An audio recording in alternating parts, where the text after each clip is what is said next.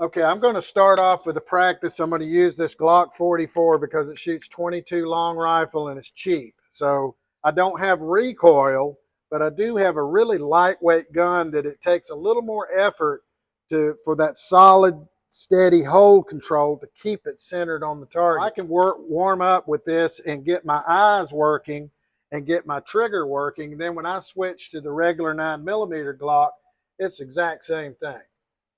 There's just a little more recoil to deal with, and that's fine. So I'm going to start off with these 1-inch square sheets. Now there's a 2-inch dotted line around there, and that's sort of my worst case scenario for accuracy, but I'm really trying to hit the 1-inch squares at 5 yards or 15 feet. And I'm going to put 2 on each square and try to see where I start off, and then eventually I want to be able to keep the pairs of shots in a steady rhythm, like one shot, it returns, second shot, and during that recoil, my eyes are going to lead to the next star in the center of the square, and then the gun should come to where the eyes are waiting. 1, 2, eyes lead, 1, 2. So 1, 2, 1, 2, 1, 2. And the trigger cycle starts to become less of a on-off light switch, 0, 1, 0, 1, 0, 1. And it starts turning into a little bit more of an uninterrupted cycle of the trigger. I'm also going to get on to the wall and shoot from that resistance or the slack taken up, or prep the trigger. I'm going to shoot from there, but when I fire, I'm going to get quickly back on slow, quickly back on smooth. So it's fast, smooth, fast, smooth, fast. So my accuracy and the precision of my shots are always plenty of time, plenty of accuracy, but I'm not wasting time recovering from recoil or resetting the trigger. And all of this put together, that smooth cycle, and you start to get this working. Then when you go to, say, for example, an IDPA match, and there's 3 or 4 targets across there, and you're going body, body, head, body, or something across those targets, you're going to be able to just smoothly go across them, and the overall time is going to be super fast. But what I'm basically going to do is shoot with a cadence. In the older times, they would call this control pairs. I'm actually really seeing the sights for both shots, but I'm going to be shooting 1001, 1002, bang, bang, bang. So bang, bang, bang, bang, bang. This is cold. I may have to sort of warm myself up and build up to the place I want to be. That's why I'm doing this with a 22. So it's cheap. And shortly I'll go to the 9mm and do some other exercises in this practice. So we'll be here about 10 minutes. Here we go. 2 across, 2 each across 5 of these squares. All right. So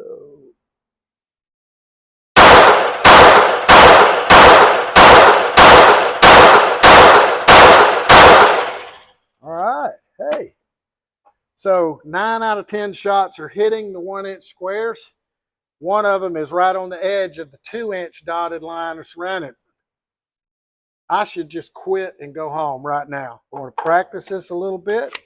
I'm going to go to the next row down and just do the same thing. And these old eyes are not liking these iron sights indoors. Okay, here we go. Half-second split and transitions, hopefully. All right, here we go.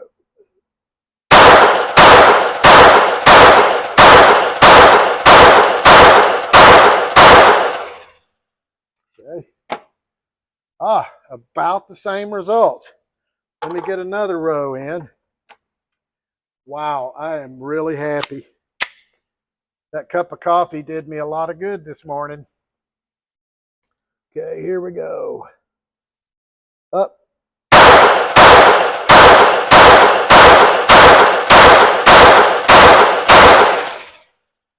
Okay, no recoil, but it's really hard to keep this lightweight little gun, the nose, pointed at the target. So in some ways, it kind of helps me.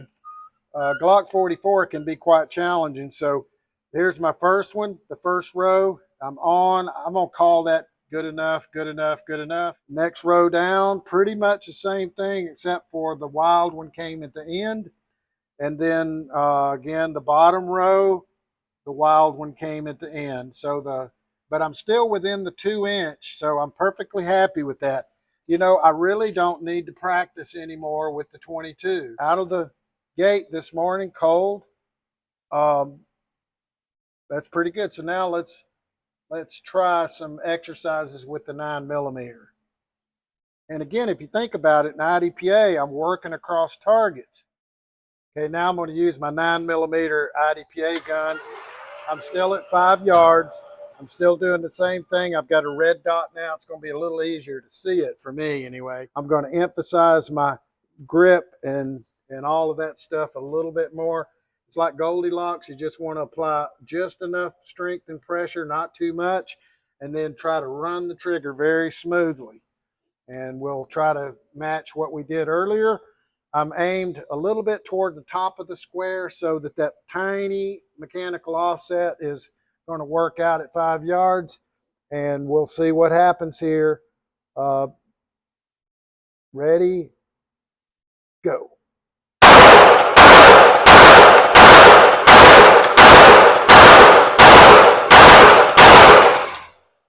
Now, trying to hit those 1-inch is a little bit of a challenge. Let me see what we did. Okay, I'm going to call those close enough. Both of those in the same hole, both on the 1-inch, both on the 1-inch. So I'm shooting better with the 9 than I was with the 22. So let's see if I can pick up the speed. See if I can pick up the speed a little bit more on this second one. Okay, I'm going to put a little more emphasis on the stance and the grip. See what happens. Okay, ready, go.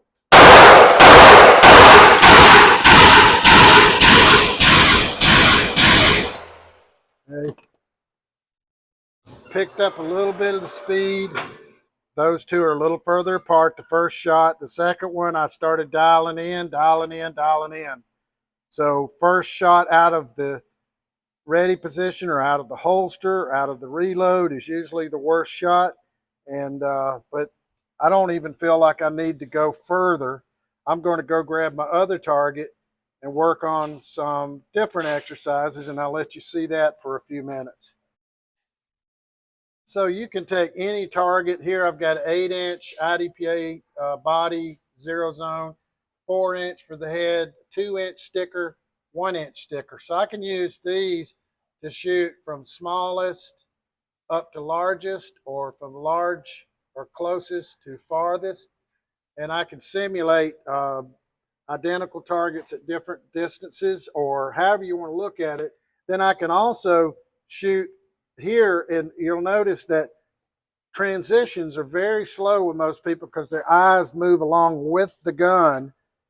And when you do that, you overswing your target a lot of times and you're not as fast. So as you're pressing the shot on this one, bang, your eyes need to be getting here during that follow through or reset and recoil. Your eyes need to get here so that your eyes pull the gun to meet where the eyes are waiting. And that will speed up not just the speed, but your accuracy. You can have speed and accuracy both. All right, so I got a couple mags. I'm going to start off on the big one. It's going to sound more like quarter second, bang, bang. When I go up to the head, it's going to be about a half second, bang, bang. When I come over to the 2-inch circle, it's going to be like bang, bang, a second between. And then I'm going to come over, and it's going to be as long as it takes to put 2 shots on that 1-inch circle. All right, so you'll hear me slow down as I go. All right.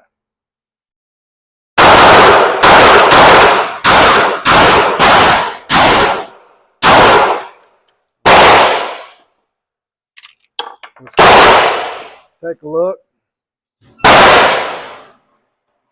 I don't even have to look at it. I felt my gun go down a little bit right here. That was just me. You know, every once in a while that little push sneaks in there. You can see that really tells me I'm shooting too slow on this target if they're that close. I'm shooting too slow if they're that close. Of course, that was just an error. I wasn't shooting too slow or anything. And then you can see I got did a good job on the little 1-inch. Should I go small to large or far to near?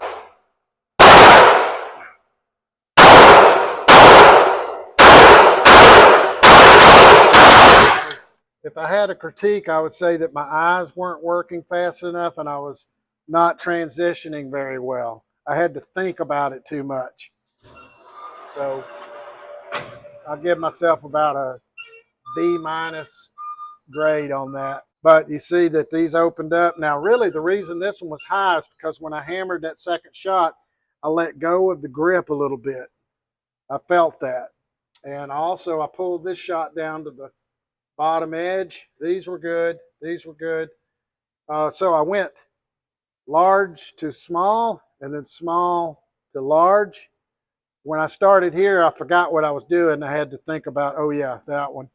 But that's basically not the best demonstration, but that is what I'm trying to do. So what I'll do now is I'm basically trying to just demonstrate a practice that I want you to do and just work on transitions. You know what? I'm just going to go one shot each left to right. All right. So it's actually two transitions here. The first one is coming up to the first 2-inch circle, then over to the other. So it's transition, transition. Now, one thing I'm not doing is I'm trying to smoothly come over and not jerk the gun over, because if I do that, it's not going to work. I'm going to be a lot better coming over smoothly and efficiently and just catching the shot when it crosses the second one. Okay, so I'll come back the other way. All right, so I'm going to try to increase this up to about a half a second each. Not bad. And I'll go back the other way. I'm going to manage the recoil and stuff a little better this time. Tells me where I'm at today. There was no warm-ups. Only shot 30 rounds of 22, and I shot about 20 rounds of, maybe 20 rounds or so of 9mm. So, hey, get to the range, guys. Work. Make yourself a better